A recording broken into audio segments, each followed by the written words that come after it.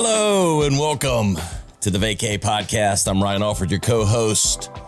My friend, my partner, and my co-host, Chris Hansen, is in Miami. We're having a little technical difficulties, but we don't care because you know why? We've got sort of a badass, but she's also former TV personality, ex-cheerleader, and a best-selling author, and what I like best, spiritual awakening guide, Amber Valdez. What's up, Amber? Hola. How y'all doing? Hey, we're good. We're just going to push on through. We appreciate you getting on, Amber. Where's home today? Oh my goddess. I'm coming at you from Mallorca, Spain, on this beautiful island offside of Barcelona. It's hot, hot, hot, muy caliente, but it's one of the most beautiful beaches in the world. So it's pretty awesome. I'm enjoying the Spain life, slower paced, people not as stressed out. Everything shuts down at 2 or 3 because people go home and take a nap, as we should learn from them. Then the restaurants open back up around 6 or 7 p.m. and people eat at 10, 11 at night, Chris knows a little about that Miami lifestyle, but yeah, I love the slower pace. It's much needed for me. What I like best, at least at this, by the end of the podcast, it's going to be a lot more. But what I like best is we can now say we're an international show because we had Amber on from Spain. Totally. Yes, you're worldwide. Worldwide. No matter what. Amber, you've been up to a lot. I felt like I was living vicariously through you, all your traveling and all the stuff you've been up to. Like, it's been a wild ride, right? Oh my goddess, has it ever? I never in a million years, growing up on food stamps and free lunches in San Jose, California, whatever. My mom and dad, my dad's on the other side now, but never even left the country. So, my dad didn't even have a passport. So the fact that I've been blessed enough to have at 33 made the pivot, which I'm sure we'll dive into, but to be traveling, and to seeing places from Portugal to, Bali to India and back again and around. It's pretty remarkable sometimes when I sit back and think about, I never in a million years thought I'd be living the life I was living. Didn't go to college and, addict father, mentally ill mother, like definitely barely almost graduated high school. Did not ever think that I'd be in the space I am now. So super, super grateful. But isn't it, but what that says to me, like, and I say this all the time, you hear it and you read these quotes and stuff, but it's all about the person. It all starts with you. Like, you can have these degrees and you can do these things that, society tells us like are markers of success. But at the end of the day, you just got to go out and make life happen for you, whatever that looks like, right? 100%. I mean, I'm so grateful. I remember I worked first time at 12 and babysitting and all the things. My mom would keep my paychecks and, she's like, we can't afford you to be a cheerleader. And I'm like, well, I'm going to make the money from my cheer outfits and I'm going to make it happen. So super grateful actually. And I think I believe the families we chose are a direct reflection of the lessons that we need to learn and the skills we need to learn, right? So we can be victim to the families that we decided to be in before we carnated, or we can really just realize that a lot of those experiences created us to be the person we are. So I'm grateful and thankful that I wasn't grown in a spoon-fed family, that I learned resourceful. Because when people so easily say to me, oh, I could never do that, or I can't happen, or I can't afford that, I've always said, watch me. Like, I'm going to make it happen. No matter what, whether it was making the NFL with no dance training and, what people said, your boobs aren't big enough, your nose is too big, you can't kick, you don't have the splits down, this, that. And it was like, watch me, yes, I will. And so I think there's something to be said about resourcefulness and being relentlessly unwavering in the pursuit of what you want. Like, if someone tells me no, I'm like, ooh, let me see how I can make this yes. Who else do I have to ask? Where else do I have to go? Make a way out of no way is one of my mantras. So thanks for seeing that. Yeah. And I mean, you use one of my favorite words. And it's literally, I've talked to a lot of, I've interviewed, done podcasting for a while, interviewed some of the most successful, wealthiest people in the world. And everybody always wants to know the secret to success.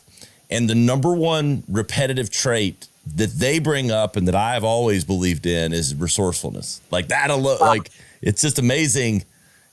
Once you figure out that you got to make it happen for yourself and you will find a way.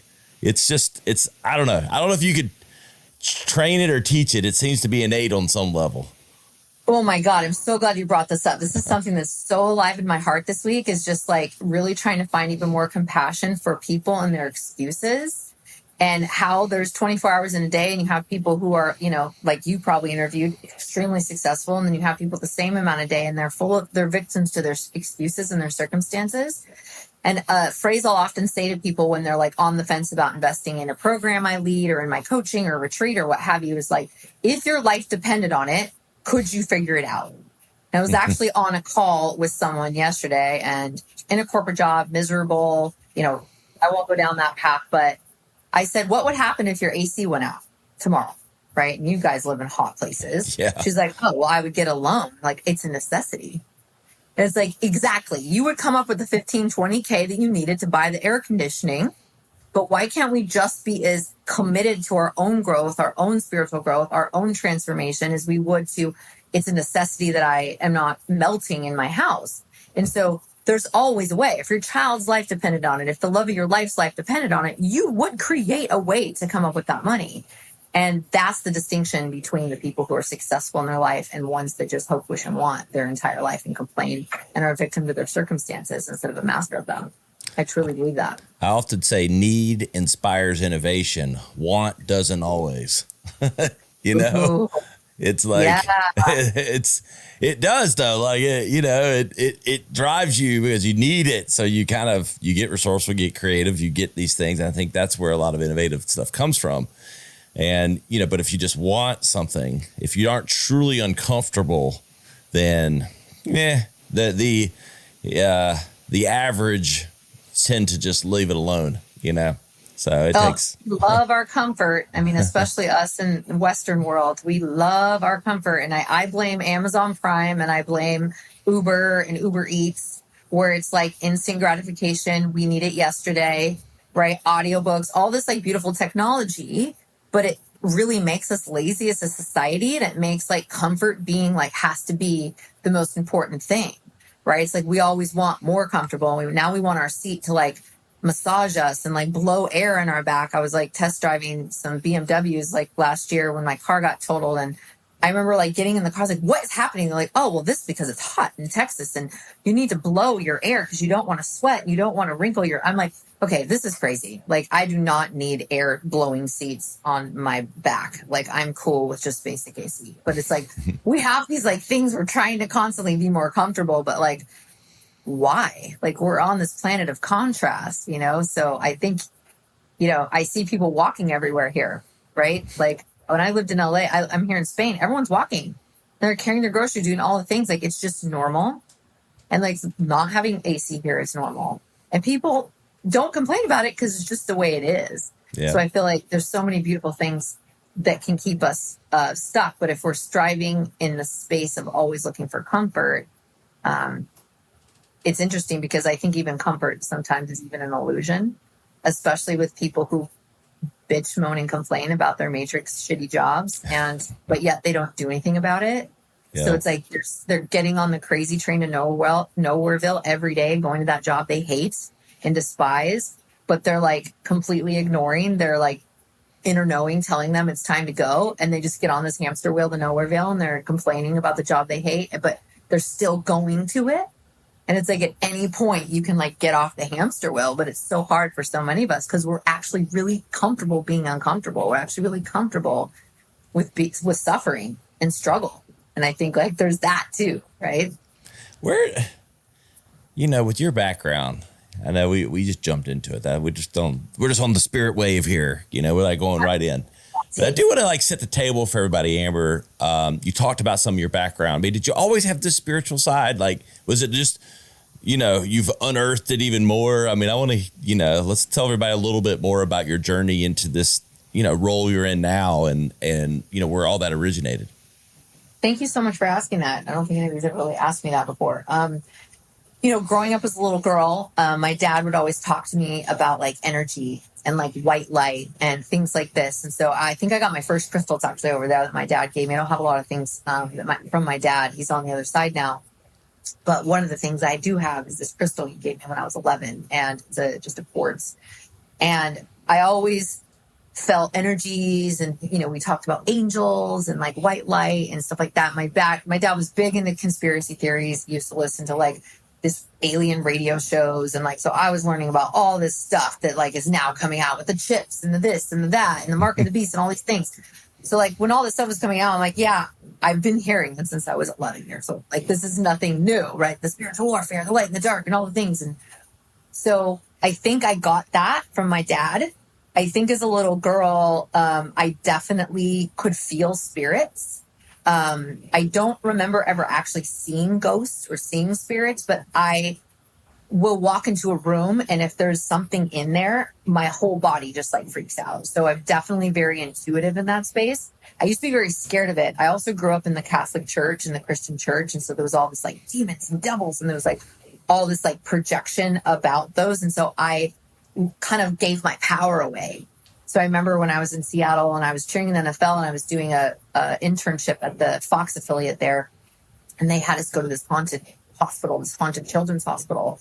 And I literally had like a total breakdown in there because there were so many ghosts in there that my whole body was just like, I could feel the temperature change, like all the things were happening. So I had a panic attack and like basically ran out of there. And the cameraman was just like, what the hell is going on with this girl? But like, it was like, there was so many little kids there that I couldn't deny it. And so I think that like, I've been very sensitive in that space, but I also think that I like turned it off. So I'm imagining as a little girl, I probably made mentions of things and I'm sure I was shut down, which is generally what happens with people's spiritual gifts. They're in families that don't understand yet or believe it. In my case, that was evil, right? So I'm pretty much imagining that I was condoned or spanked or made bad or wrong, probably for being really energetically sensitive. That's interesting. I think we're all impacted. I mean, obviously, it's like I ask this nature versus nurture kind of question all the time because it's really fascinating to me, because I think we are undoubtedly impacted by our environment. But just like we were talking about before, at a certain point, you got to just, got to have chutzpah to get over it like yourself and like go, okay, I was impacted by this. I'm going to acknowledge it. But this is what I'm going to do and be and all those things, and it's like, but we all have innate traits and things like that. And it sounds like in everything I've seen on your stuff that you've had this spirituality kind of baked into you. It feels that way. Yeah, I feel like as a young girl, because of the environment, growing up on food stamps and free lunches, and a dad who was an addict, in and out of his addiction, and a mom who was mentally ill, like I really had to like make a way out of no way and make things happen if I wanted things to happen. So I would manifest things. And I remember friends being like, why is that happening, Amber? Why did she win that? Or, what, she's so lucky. And, there was like, but I was like, no, I just believe it so. And so like, it wasn't until I was 19 years old, I was in Seattle at a metaphysical bookstore, and a book called You Can Heal Your Life literally fell off the shelf. And it's by this author, Louise Hay. She's like one of my greatest mentors. I never got to meet her in the physical form while she was on this planet. But this woman like healed herself of cancer twice. She like had a crazy childhood. She wrote her first book at 40 or something. She had her first, her publisher at 50. And she's, been one of the greatest like spiritual publishers, and like thousands of authors, I would say, on her books. And she kept reinventing herself till she was 95, but through the power of thought, through the power of the words, our spelling, our words create our reality. So she literally retrained herself to love herself, and she retrained and really healed herself from these diseases, which is, I believe, cancer is trapped anger, resentment, guilt, and shame. And she was, all of a sudden her book was like the Quran or the Bible for me. It's like everything started to make sense, like why I felt the way I did, why I was calling in the partners I was, my beliefs around money from my mom and my dad, and the scarcity deep in my lineage, and everything started to just kind of line up, right? It was like, oh my God, I've been manifesting my whole life, but I never really knew that was a thing. Like I didn't know about the law of attraction. It's very normal now for those things to be like real for people. But back then it was like, this is just the way I live my life. Like I'm going to will this to happen, and I'm going to be so intently focused on it that the universe has to co-conspire for me. It's like plan A only. Like there was never a plan B. And if someone said I can't, I'd be like, watch me. And so I remember in high school, I was running for this state office of this marketing organization, and I wanted to be the secretary. And my mom was like, we can't afford that, which I heard that a lot as a child. Like, oh God, here we go again. We can't afford it. Right. So I was like, well, I'm going to raise it. I'm going to figure it out. And I got on the phone. I opened the phone book. Yes, I was graduate high school in 1996. There were still phone books back then. So I get in the phone book and I'm looking for office supply stores, and I'm getting the stickers and the pens and the poster board and everything donated. And I got the entire campaign, which would have been thousands of dollars, completely donated. And of course I won. Right? Like I willed it to happen. And people were blown away about like the resourcefulness, back to your point, of like how this girl could like create this. But I was so committed to what I wanted that I was relentless in the pursuit of my dreams, and realizing that when you put that much intention into something, the universe has to co-conspire. You can make anything happen. So when people say, oh, I can't this and I can't that and I can't afford that and I could never, and it's like the universe goes, and so it is, and so it is, and so it is. Which is why the same, you've heard of the sugar pill, like, if you heard of the sugar pill, what do you call it? Scientific project where they had 3 people with cancer and they gave them all pills and they told them that he was the cure. And then they told JK, and then 2 people were like, who cares? We're cancer free. Woohoo. And then the one person was like, oh my God, what do you mean it wasn't real? And of course the cancer came back.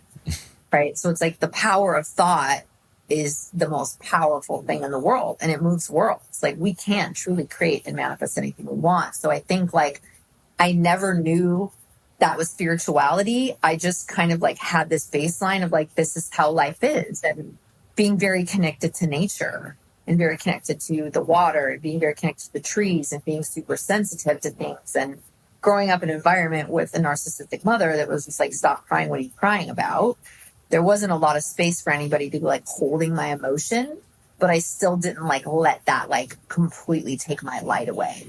But what I really did is that I realized, because I didn't have a cheerleader, I wanted to be the cheerleader for others I never had. And I think that's why like cheerleading saved my life.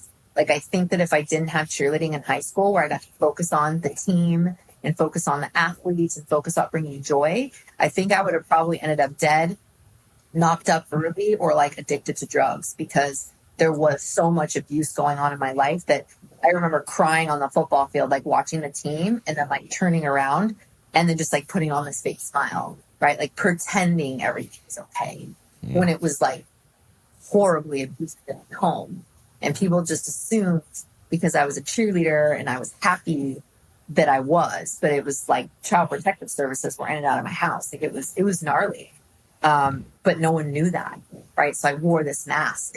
And I think that like, that's what got me, as I had my dark night of soul and I was in the pursuit of television, and I was the host in my news show in high school, and then moved into Los Angeles and pursued that dream for 10 years. And again, Spirit just kept bringing me these like opportunities. I'm the assistant to the executive vice president of like the mobile division at CBS TV. And then all of a sudden they're like, can you go read sports? We know you know sports. Like, can you go read the football sports? I'm like, yeah, of course. Right. Doing it in a closet and like going back to my desk and like just really crazy like unfoldings of like following the crumbs, but coming into this pursuit of like searching for my work. Well, if I'm famous, then my family will love me. And if I'm famous and I'm on television, then I've made it and I'm worthy. If my body's in perfect shape because I'm, playing lingerie football and I'm having one protein shake and I'm running like routes for 5 hours, puking in a basket, not eating a carb, but I'm smoking cigarettes and like taking shots at the club, I'm super healthy because look how I have a 6-pack, but dying inside. Right. So it was like this whole, like, I thought it looked the part, but then it was like the slow burn of like, I don't want to be on TV anymore. I don't want to gossip about celebrities. I don't love myself. I don't know who I am. I'm chasing this dream to make me feel whole and complete and loved by my mom and the mean girls in high school accepting me, but for what cost? And so like, that was like the slow breakdown of my spiritual awakening and this like death portal that like my dad died. He was my hero. Granted, yes, he was an addict and he was in and out of my life, but like he was sober for the last 13 years of my life. And I love him so much and I'm still so connected to him. And he believed in me. And as he got sober, he was doing all the work and was like, you're beautiful and you can do anything you want. And like, everything is possible and you deserve this. And like, he was just always feeding these like positive affirmations into my head. And like, he was like the only person that like saw me and I could tell the first time I had sex or the first time I did ecstasy or like all the things. there was like this acceptance that I didn't have from anyone. So when my dad died, my whole world fell apart. And it was like, my cheerleader is dead. And then it was like the slow burn of being in a relationship with a sex addict, and then like finding out he's having sex with strangers. So my whole sense of safety was like, okay, my only man in my life is gone. The man I would go to when my heart break is gone. Now the guy who filled the shoes is completely disrespecting me. I don't matter. I'm not good enough, right? Because this person can't stay committed, which is not true, right? It's his shit. But so it was like, my dad died, and then I found out my boyfriend was doing treacherous things. Then I just got off of a reality show. I was bullied on by these girls, which activated all my inner wounding of not enoughness and not good enough and being bullied. And then it was like, I walked off the set of E! News on my 5th callback and was like, I don't want to talk smack about celebrities. I want to change the planet. How the hell am I going to do that? I'm just a girl living in a studio apartment with no college degree who can barely pay her rent. Like, who's going to want to speak to me? But that breakdown of like, I don't know who I am anymore because everything I thought I wanted is bullshit. And my dad's dead. My relationship is dead. My dream's dead. And that I was literally going to go take my life that night. Like, my plan was like, what do I have to live for? Everything I've ever thought I wanted is a lie. And I have no home. I have no family. No one gives a shit. And, you know, all the things I made up about myself with that partner cheating on me. So I literally was like, walked off the set, called my agent, called my manager. I was like, I'm done with this industry. And my plan was to go take a Costco-sized bottle of NyQuil PM. And I was just going to do it and leave my dog up at Runyon Canyon. Like, because she was so amazing. Angel. I'm like, oh my God, someone's going to pick this dog up. And it was like, what do I have to live for? So it's like, I had to come to this, like it's a wrap. And I ended up enrolling into emotional intelligence training that completely changed my life. And that was at 33 years young. And that's when I became the life purpose cheerleader, wanting to be the cheerleader for others I never had. And so that was about a decade ago now. Wow. Yeah. About a decade ago, this last May, that I completely did a 180, being like, I don't know what I want, but I know this ain't it. I've had every job under the freaking sun, from, you know, EDM festival promoter to executive assistant to high profile families to nannying celebrity kids to working in retail, restaurants and beyond. Like, there's nothing for me. It was like this constant search of like, nothing was enough. And so then I found my purpose at 33 years old. And I've been on that pursuit to support people in unlocking their higher self, their connection to their own unique spirit, their higher self, their guides, goddess, I am, whoever they relate to, spirit, angels, universe, and helping people with tangible tools and tips to remember who they are, learn to love themselves and own their worth so that they can actually step in and do the thing they came on the planet to do. Man. Oh, that was powerful. That was powerful. I was like enthralled a little bit. I was like going down the rabbit hole. I was like, damn. Yeah. Like, I was like there. Yeah. I was like, thank you for sharing all that. Yeah. I mean, I went on a tangent. Thank you, everybody. Now we all take a breath. no, I mean, I'm going to let Chris chime in like with a question, but I want to say one. It was almost at the beginning. You said something that resonated. You said a lot that resonated, so don't think that this is the only thing. But but I love this notion. If you have a plan B, then you ain't committed. Like, amen. And I would almost say you might as well start and go after plan B, because plan A is never going to happen if you've got a plan B. That goes with relationships. It goes with life. It goes with jobs. It goes with anything. Like, it's just truth. If you got plan B already mapped out, you ain't in it. For the people in the back, I say this to my students all the time. I have a lot of people wanting to start their online businesses, and they give themselves so many back doors. And I'm like, you know what? I literally tell people, I don't know that this entrepreneur path is for you. I think that maybe you should quit and maybe come work for somebody like me. And they literally look at me like they want to murder me. And I'm like, I'm just being honest with you.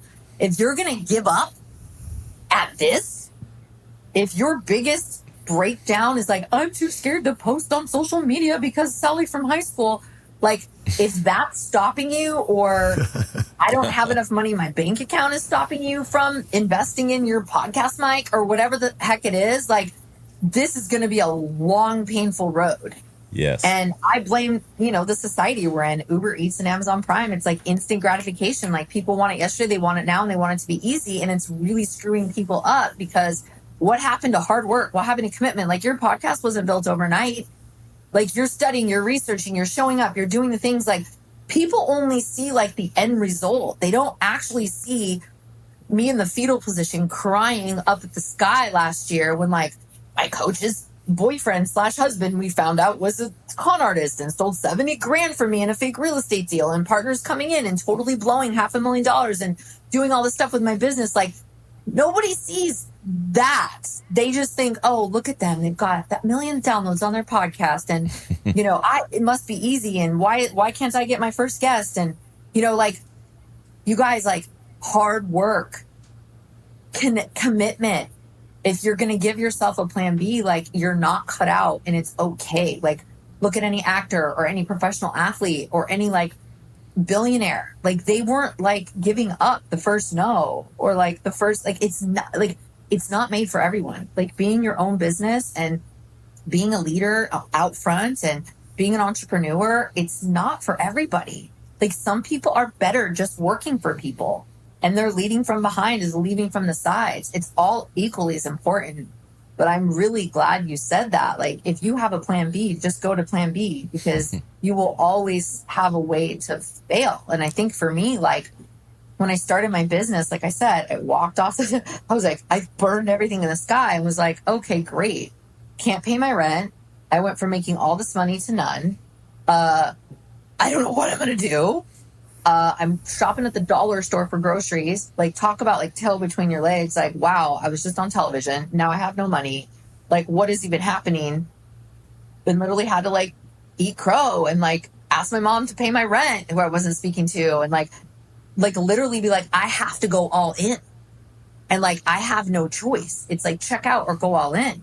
And the biggest risk, the biggest reward. You hear the greatest, entrepreneurs of all time talking about this. Like be willing. If you're not willing to sleep on the couch for your dreams, then don't even bother. Because like actors or athletes or anyone, it's a hard road. And that's the space I was in. I opened a 0% interest credit card. I put my first $5,000 on a coach, and I was like, here we go. My boyfriend thought I was crazy. My friends thought I was crazy, but I was like, I'm so sick and tired of being sick and tired. I am on the definition of insanity. I'm hope wishing and wanting things are going to change. Nothing's changing. I'm broke again. I'm back here again. Something's got to change, and it needs to be me. So who cares if I've got $5,000 on my credit card? Who gives a F, really? Like, because at this point, I don't know what the hell I'm doing, and I need some help. And that was the best investment I ever made. And I never, ever looked back. And so I think that's that level of faith and that level of willingness to be relentless in the pursuit of what you want is what it takes to get it. And everyone thinks it's just handed over. And it's like, it's not going to be handed. Nothing's going to just be handed over. Like we have initiations and we have lessons we need to learn to get you to where you are. Overnight success is all kind of bullshit. People are like, what do they say? I'm self-made. It's like bullshit. You had mentors, coaches, people pouring into you along the way. Like you couldn't create this freaking podcast on your own. There's so many little magical angels in there doing the things. So you guys could do it, right? But at first you had to do a lot of the things on your own. But to get it to go where it needs to go, it takes a village. It takes a community. Nobody's self-made. Not even me. I've had so many people pour into me, from my teacher in high school to my friends' families that let me stay with them when my mom kicked me out every week in high school. So we got to do it together. But I love this, you really landing no plan B. There's a plan A. Did we come on this planet to be like, oh, we did all right, on our last breath? Oh, well, played it safe, worked a lot, saved a lot of money, got a lot of money in my pension, my 401k, but, hated my life, didn't work every day, but I got benefits. It's like, oh, God. Yeah. Get your benefits. I like to say we didn't come this far to come this far. Or maybe you did. Some people want a coasty, mediocre life, but that's not going to be me on my deathbed. I'm going to be like, hell yeah, that was a ride. I rode that train till the wheels fell off, I want to get everything I can out of this life, But that's this round. This is this lifetime for me. I don't know what the next one's going to be like. so much. There's so many things we've hit on that I want to talk about. I mean, I think you nailed it with everything. I mean, both of you with the plan B. I mean, I know, like you said, everyone's not cut out for it. Even like Ryan, we've talked about this, like with our own businesses. And I wrote this in my journal this morning. It's not a straight line to success. It's not just up. Like and I almost feel like from your life experience, and not me, myself included, I had to go through really dark, bad times to really kind of, I don't know, you need that pain and suffering to transform. Like, I truly believe that. Like, I think there's a lot of people that coast, and like you said, they stay in that safe zone. And it's like you're robbing yourself. And because I look around when I was younger, I'd be like, why did I have to go through this? You know, my thing was drugs and alcohol, 18 to probably 28, really, on and off. And I used to wonder, like, why am I going through this? Like, why do I have this curse or whatever it is? Yes. And that's become the biggest benefit of my life. Like, that inspired the change and transformation. And it's like the most horrible things that you go through end up being the catalyst to the most powerful change to come to your higher self, your best version of you. But I know with my own businesses, you chose though.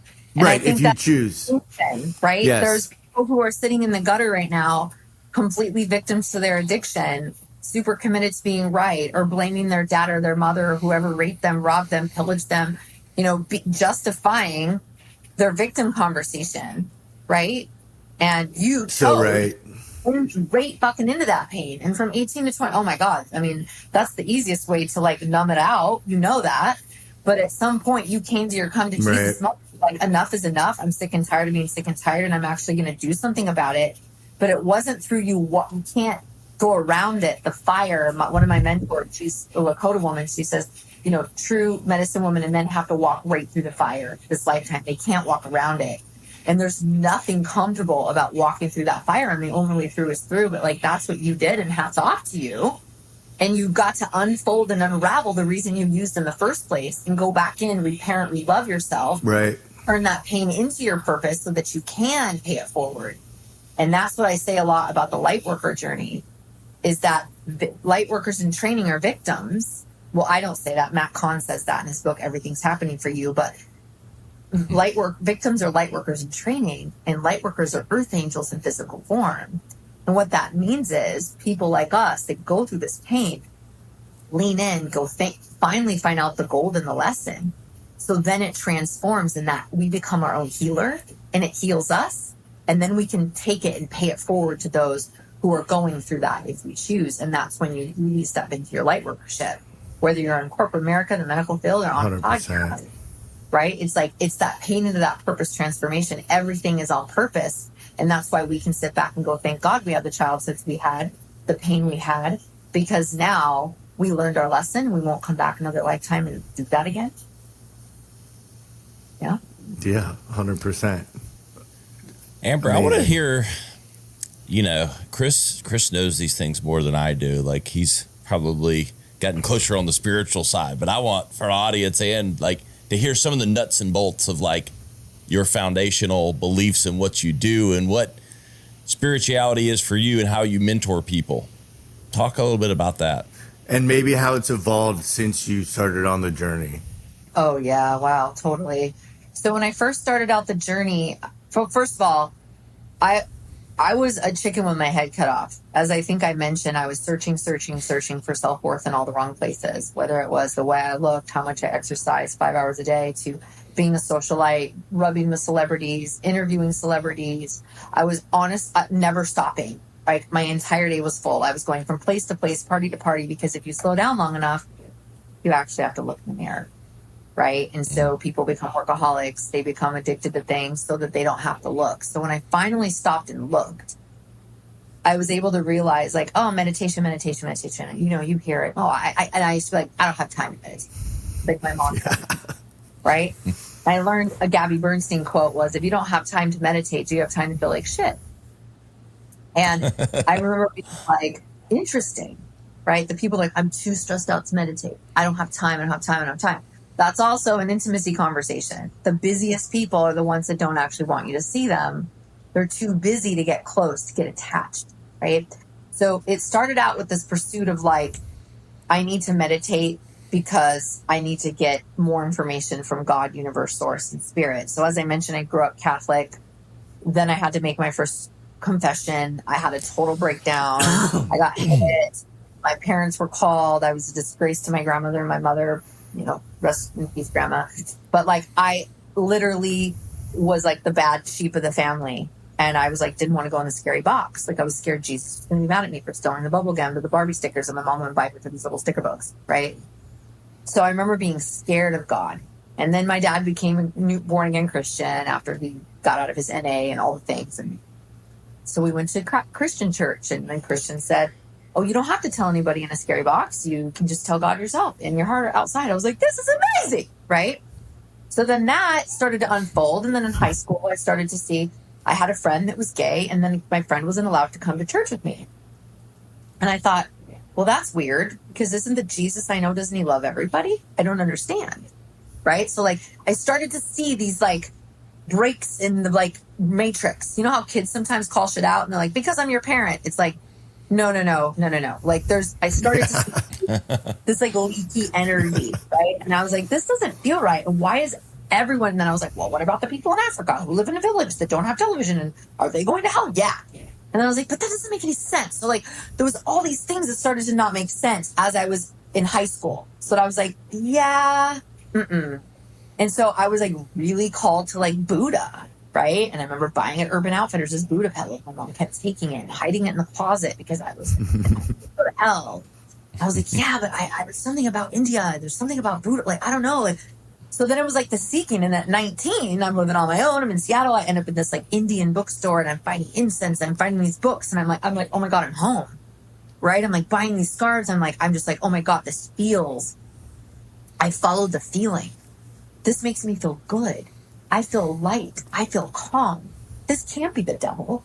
This can't be wrong if I feel this good. So as I started to like follow that, and as I mentioned, the book, You Can Heal Your Life, fell off the shelf. And then I got my first card deck, which was called Healing with the Fairies. And I was always attached to nature and the fairies. I used to go fairy hunting when I was little. So all these things just kind of like started coming together.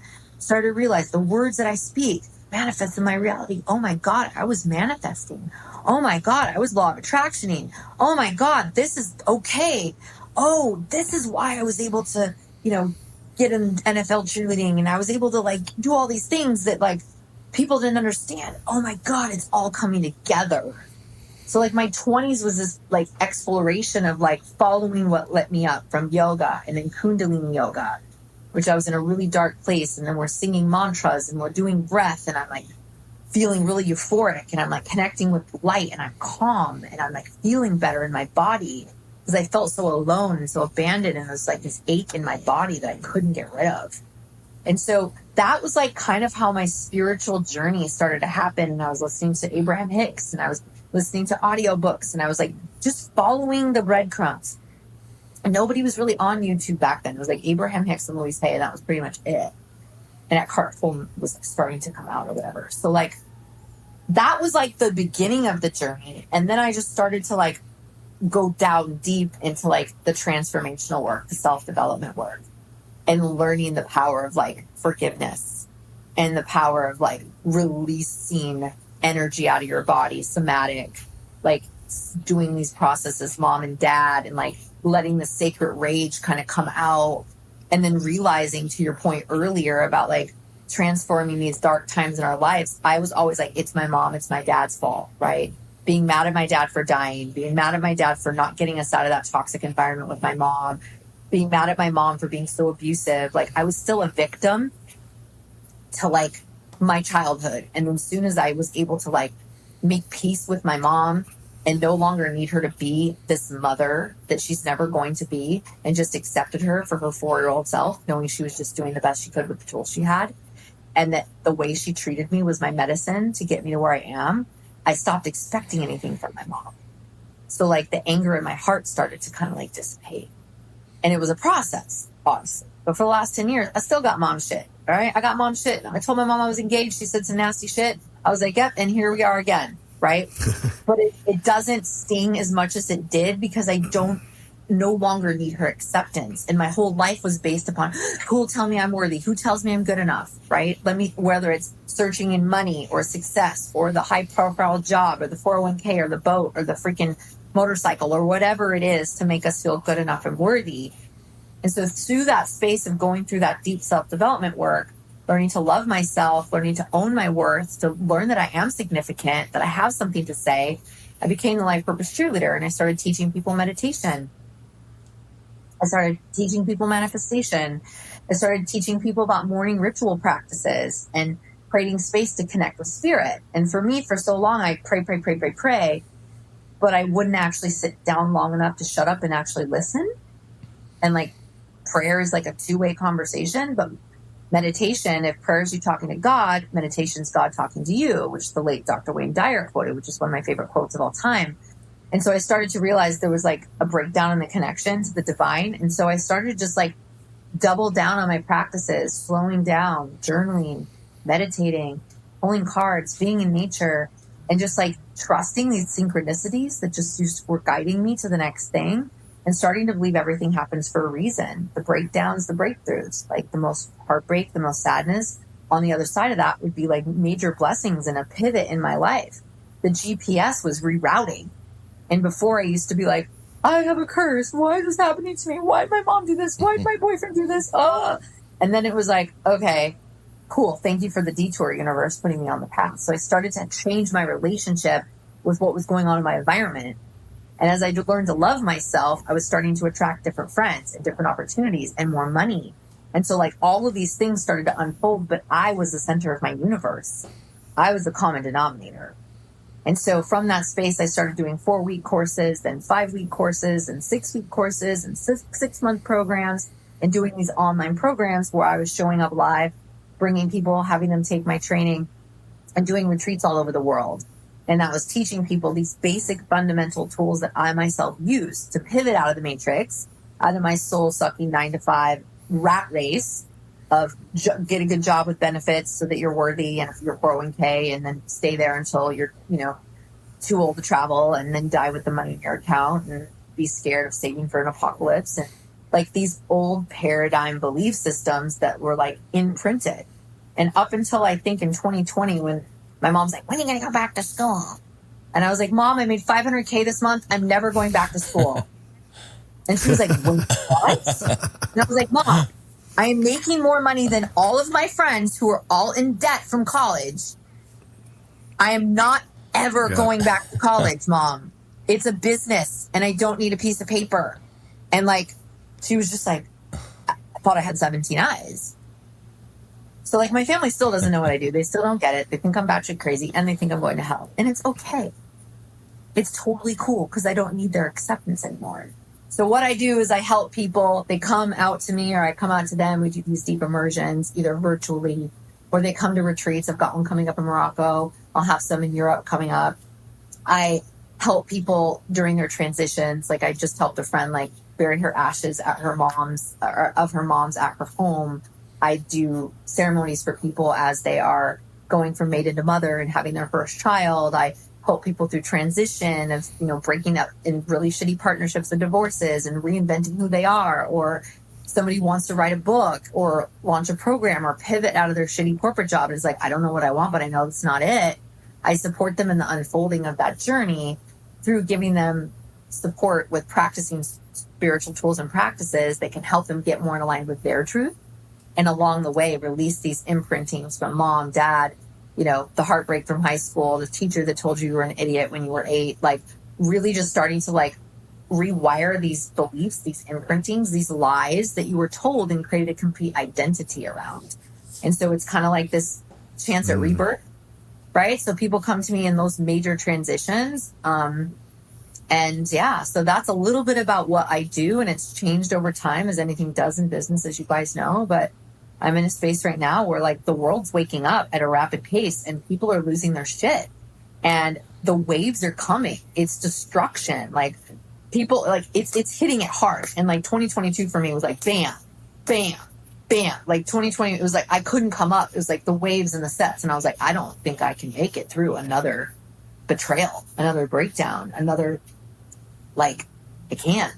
And I was on my knees again. And now I know why I had to go first, because there's so many people that are like, oh, found out my husband's gay, gotta leave. Found out my husband has a sex addiction and has slept with like 27 people. Also found out my dad's dying of cancer, and now I need to like go support this. Or it's just like, it's like destruction. It's like death portal after death portal, and people just like, marriage, relationships, friendships are ending, people are dying. Like, it's like, it feels like everybody's kind of treading water with like, and it's like, now more than ever do people have to come back to the light and come back to their heart, or it will take them down. Like, these moments are like, the waves are going to come in even harder, especially what's going on the planet, and like the collapse of the things. And like, this is not a time for us to be scared. This is a time for us to breathe. This is a time for us to slow down and know that we will get through this. And there is a new earth that's needing to be born. Like, we do need to, we've gotten so far out of alignment of how our ancestors once lived, you know, and we've gotten partnership out. We've released our connection to the water. Our water's getting poisoned. And I'm not going to go on a hippie tangent for those of you like, oh, don't start with this. But like, the air is bad, the food's bad, the seeds are like, all this shit is hitting the fan. We don't have enough food to feed all of America. Like, if all the borders got shut down, we actually don't have enough food in America to feed our country. Like, that's a problem. So like, the air is getting worse every day. Like, and this isn't like doom, gloom, and spiritual or conspiracy theory talking. This is just like, the world has to get worse before it can get better, and it will, and we'll make it through. But this is why so many of the destruction's happening within and happening without, because as without, also within. So the best thing we can do is to face off with the things we don't want to guide within our own lives, so that we have the bandwidth to face off with the things that are going out in the outside world. You know? Nailed it. Yeah. Completely agree. I'm sitting here, I'm creating like a new title for you. That's the way my mind works. I'm a marketing guy. I'm sitting here going, listen to you talk. Like, you're a spiritual engineer. Ooh, I like that. There you go. I'll give you a cut. You're engineering, it's got a sexy ring to it. Yeah, I completely agree. Everything you said. I do feel there's a massive shift happening, and people, because now when I look around, I just see a lot of hurt people, like a lot of angry, traumatized, like, yeah, just projecting. Like, and thank God I'm at the understanding now where I don't take things as personally, because I just know it has nothing to do with me. It's all them. And I was talking to a buddy about this yesterday. You know, the world is crazy right now. It's chaotic. There's just bad shit happening everywhere, you know? And it's like, nothing is going to change without you changing from the inside out. And I used to hear that and be like, dude, what is like the change starts with you. And it was like, yeah, in one ear out the other, like, yeah, I hear you, but like, same. Whatever, bro. Like, yeah, you blame it. If all these other conditions changed, then you would change, right? Like, that's how we think. It's like, oh, it's those people that need to change their life or whatever. But it's like, no, it truly is taking each of us coming to our own truth, and like you said, then becoming like a servant to others in a way, deliver that message, serve others, live in purpose.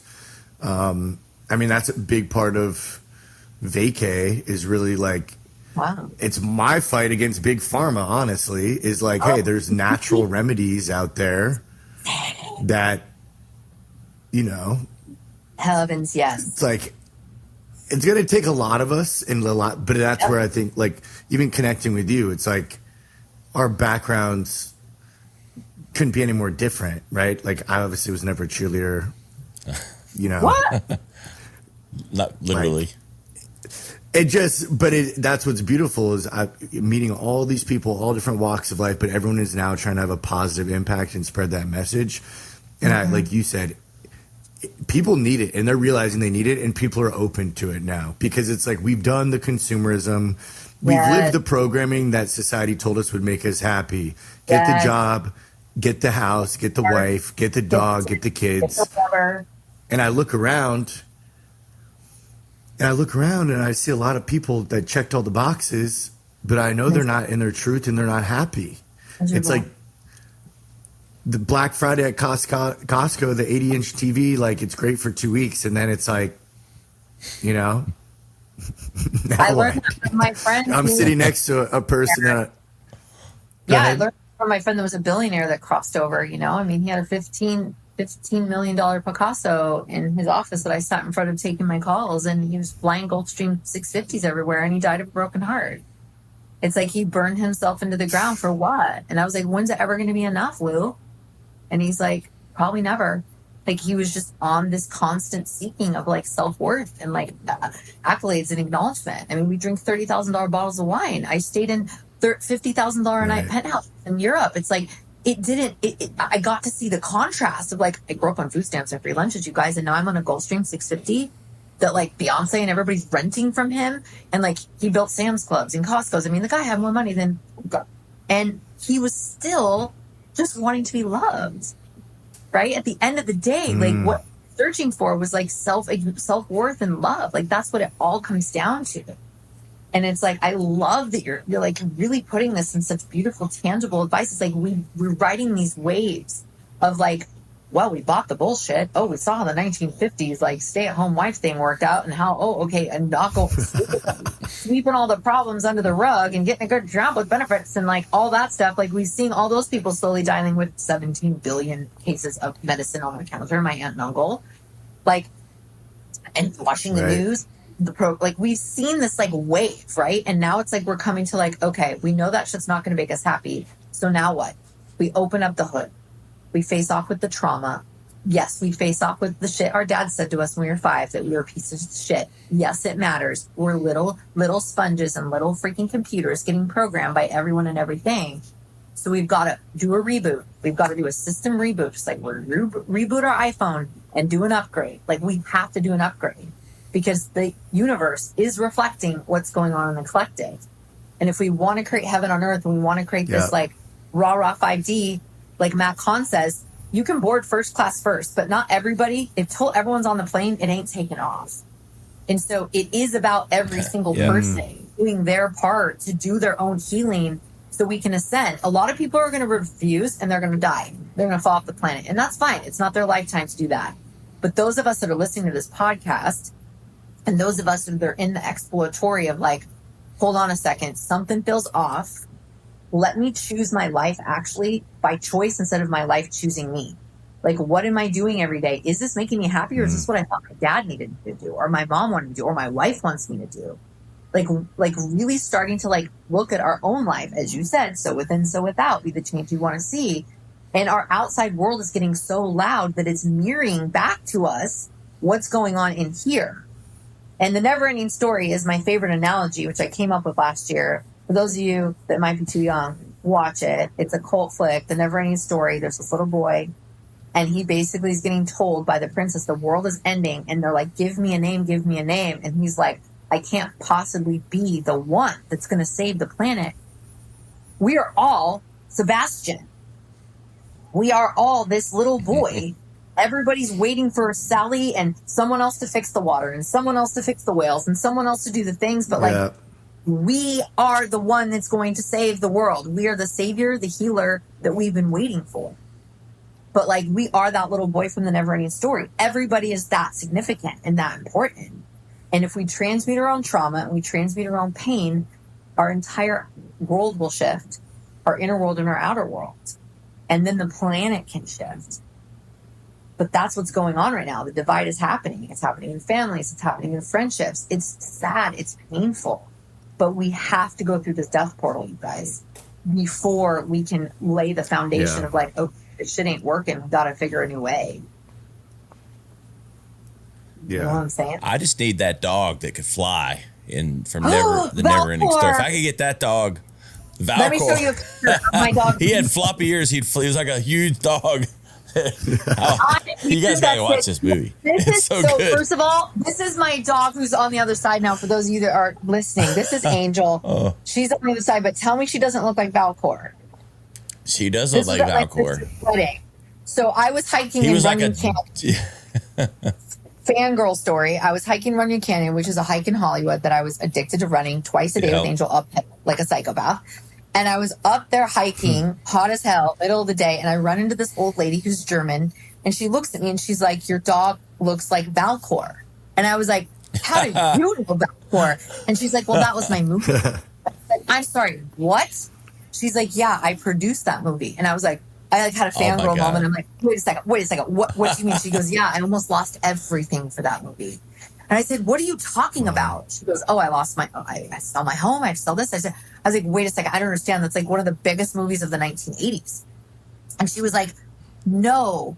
She's like, "That movie flopped in the theater." She goes, "It became a cult classic VHS." She goes, "I sold the rights to the movie. She didn't make $1. She went in debt from that movie. But that was her." And so, like, I manifested the dog for them story because that movie had such a great impact on me as a child. Yeah. It's a great movie. It's awesome. I remember watching that as a kid, like, over and over and over again. It was scary. It was just like, it's kind of a lot of, it was kind of dark, but. I'll put it on my list for the weekend. I know. Well, we're coming down to the end here, Amber, and I'm not going to let you get out of here without giving us some card readings or something. You know, like. Yeah, I was hoping that. I know I went on a long-winded tangent. I think you guys are going to have me back, and you're going to have to ring a bell to shut me up in between and interject. How about that? No, it's great. All right, it's refreshing. I am pulling. Yay, good. I would love to come back anytime. And I would love to also go on your other radcasts that you do. I would love to just shake it up over there in whatever way. It's called radcast. Oh, yeah. The radcast. That's such a rad name, by the way. I love the word rad. It's like one of my favorite words I still use to this day. I'm an 80s kid. My agency is called Radical. Shut up. Yeah, me too. Yeah. Oh, my God. Well, maybe I can do some work. It's all Radical. That's the brand. It's so true. Look, I even have my pillows in the room. Oh, can you send me one of those? Yeah, I'll send you a pillow. Okay, I'll keep it in here in my office. My officina. Okay.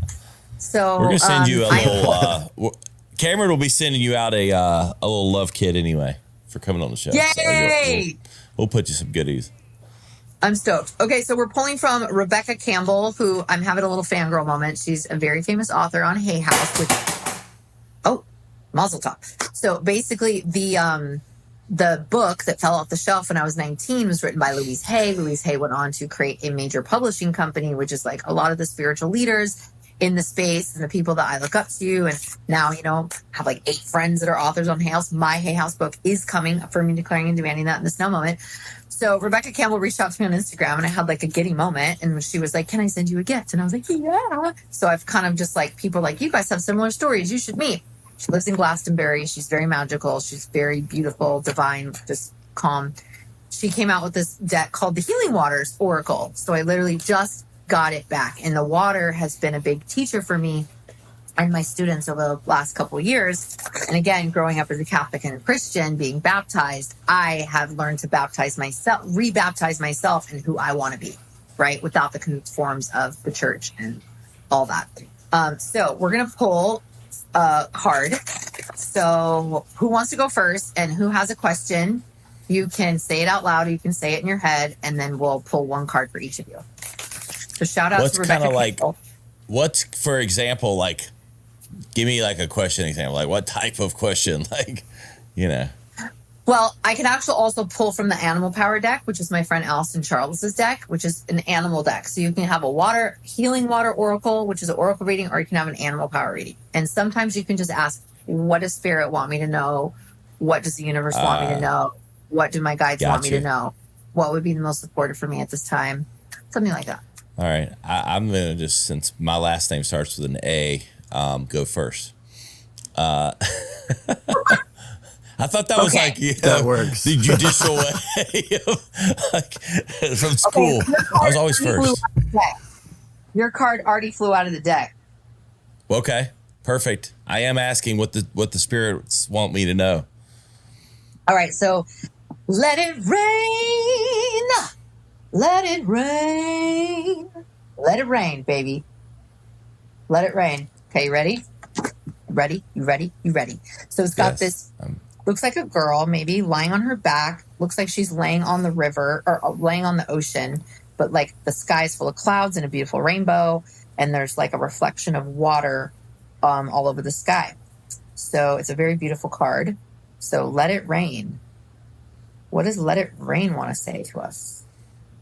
Oh, here we go. All right, let it rain. Allowing what is. Trust. And I don't know how to say this. Inevitability? Inevitability? Inevitability. I don't know why I don't know that Inevitability? word.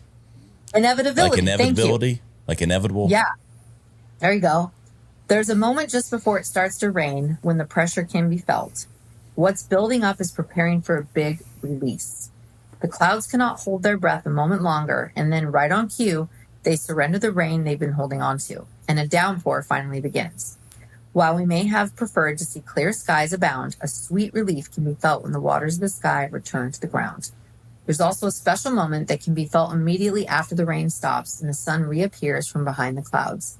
It's similar to what happens to us during a good emotional cry. The endorphins that are released as we let our red-hot tears flow down our cheeks evoke a feeling of sweet relief. Some things being released, lifted, and cleared. We feel a little lighter and more free. This card comes to us with encouragement to surrender to what's happening in your life. Maybe you're experiencing a challenge or something isn't going to plan. Although you might prefer the sun to shine all year round, there's intelligence in the rainy days, and there's healing in your tears. Let it rain, let it rain, let it rain. What are you being called to surrender to? Is your soul's inquiry. Mind racing. You know. Something to think about there. I know. I like it. Yeah, I'll take a picture and send it to you so you can journal, ponder. Yeah, I need to journal about that a bit or, like meditate. Yeah. What are you being called to surrender to? That's your thought. So what a beautiful card. Let it rain. I love that. It's so true, right? Like that feeling when it stops to rain. It's like this peace. Yeah. It's like that exhale, right? It's like, okay. Yes. Or when you get done crying, you feel so much better. It's like, I was actually thinking I needed a good cry or something. While you were talking about that, I was like, that's what I was thinking. I don't even know what I'm crying about. You're crying. I'm not crying. The world. I watched Ghost last night and cried my eyes out. I sobbed last night. That's a great movie. I don't think I'll watch that again. I would cry anyway with that movie as soon as it came on because Patrick Swayze, I'd be crying just when it starts. Oh, yeah. What a beautiful soul. All right, Mr. Chris, you're up. This is a card for it. Ready for it? Oh, there you go. Popping out the deck. King Tide. Plenty, prosperity, receiving the fullness of life. Look at that card. It's got a man with his arms wide open. Wow. Yeah, it's like water droplets and look how the foam of the waves is coming into the beach. King Tide. I'm into that. That's cool. Beautiful. Grief. You get the beach. I got rained on. I mean, what the hell is this? Rain is beautiful. I'm kidding. Okay. An especially high tide that occurs several times a year when the moon is either new or full and is the closest to the earth in its monthly orbit. The king tide swells the waters of the world. The king tide is a time of plenty and abundance. It's time when everything seems to be at its fullest and most alive. This card delivers a message of receiving all that you've created, of opening yourself up to truly enjoy the bounty of where you are and while it's here. Like in summer, when the days are at their longest and our energy seems to be at its fullest, we encourage to embrace all of life with open arms, to receive wholly and fully while we can. Perhaps you've been working towards this moment for a very long time. This is your reminder to enjoy it while it's here, to welcome all the knocks on your door, to experience all that life has to offer you right now. This is the card of full blooming flowers in the season of summer. Enjoy the fruits of your labor, lie on the soft grass, and take in the view. Do what you love and what makes you come the most alive. Relish everything about this moment. What you're longing for is ready for you to embrace it. Be ready to receive. So your soul's inquiry is, what have you been working towards? How can you how can you open yourself up to receiving it more fully now while it's here? Beautiful. I love that. That's great. Yeah. I just like the writing. Like I kind of get mesmerized when you're talking, like while you're reading, you know, like the meanings of each one. I'm like, yeah, that's great. Yeah. I love those. Rebecca's a really beautiful writer. I definitely would agree to that. So yeah, you guys give her a shout out. Yeah, for sure. Peek it out. This is a beautiful, beautiful, very feminine deck, which I think was a nice little, you know, compliment to the masculine energy on the show. It's kind of cool. They have like a feminine thing. The animal power deck would have been, you know, we'll come back on and we'll put Allison's cards sometimes. Yes. Exactly. But yeah, so that was awesome. Amber, we really appreciate you coming on, and we will have to do a part 2. I feel like we could talk for hours. I'm kind of enthralled with all this. I'm kind of starting to, you know, allow myself to, you know, think about these things more broadly. So I think it was great. I love that you're so open to it, and especially with you guys, you know, holding such important leadership positions in your businesses. You know, like you guys are the anchor and the preface. I don't know what the word I'm looking for. You're like the hub and the anchor of all of your team. And so as you begin to like soften into, like, we're dancing in between this like masculine and feminine polarity, and we're like rewriting the codes of like where we all fit in and how we all dance, and like dancing between the masculine and the feminine with each one of us. I think it's really beautiful as the collective masculine begins to soften, begins to allow themselves to feel. And we're in a time space where men are allowed to feel now, and before they had to like hold it together and be strong and boys don't cry, and like all these narratives that like really screwed men up, and like allowing men to be in their fullest expression of their human experience. And so especially in areas of leadership, like vulnerability is the new way of leadership. Like leading arm to arm, shoulder to shoulder, versus I'm up here, you're down here. Like this hierarchy has to go in all areas. And so I think it's really beautiful that you guys are in leadership, and you empower leaders, and real leaders create other leaders. And please let me know if I can ever come in and do any retreats or workshops, or for anybody listening that, you know, the more connected, vulnerable, and intimate you can be with your teams, the greater the results. And you can see that from the Seattle Seahawks and how they went on to, win the Super Bowl, when Pete Carroll came in and taught meditation, and people got to go to therapy once a week, and there was like no negative talk, and there was like eating really right, and like how the whole team completely transformed. And there was no stars on the team that year. It was like everybody was like equal stars. So like, if there's ever a space, I would love to be the wind beneath you guys' wings and the wind beneath your team's wings. I think we all feel together, and like it doesn't have to be home life and work. It's like, this is our life. We spend the majority of our days with the people we work with, and it's like this old paradigm of like, I don't want to know what's going on with you, and I have to act like I have my shit together, and I can't be honest that I'm like really struggling at home with my marriage or whatever. And it's like, think about if we could like be work families versus like this old archaic like leadership way. It's like gross. There's like no real human, and it works in other countries. I've got a guy I just met here. He's from Holland, and like the time and the time off and the breaks in the day, and like he's like, oh, I can't do a meeting at 4. I have to pick up my daughter from school. And it's like, oh, okay.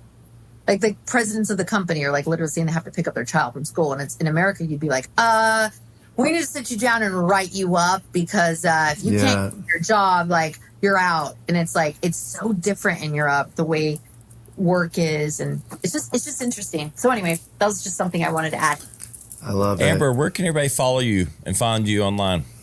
Yeah, I think the best place is Instagram. My website hasn't been updated since 2019 because I get 90% of my business is from Instagram. So Instagram's a great place. You can also email me at amber@ambervaldez.com. You can also look at my website if you want, ambervaldez.com. But Instagram is iamambervaldez.com.